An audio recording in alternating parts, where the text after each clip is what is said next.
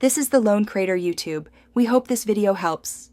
You start by switching the motherboard into UEFI and preparing recovery options.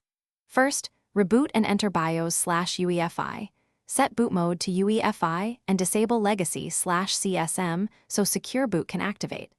Backup your BIOS profile or photograph settings in case you need to revert. Create or confirm a Windows recovery USB because enabling secure boot can prevent boot if keys are mismatched. Once done, save changes but do not restart Windows yet. You will finish configuration in the next steps. Now you enable secure boot properly and install the required keys.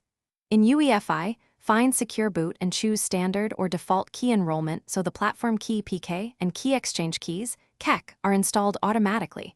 That makes Windows and Valorant-compatible drivers trusted. Make sure storage mode matches Windows, OSI versus RAID, to avoid boot issues. Apply the Secure Boot change and allow the firmware to write keys. After saving, reboot into Windows and confirm the OS recognizes Secure Boot before running Valorant. Finally, verify Secure Boot and resolve common failures so Valorant runs.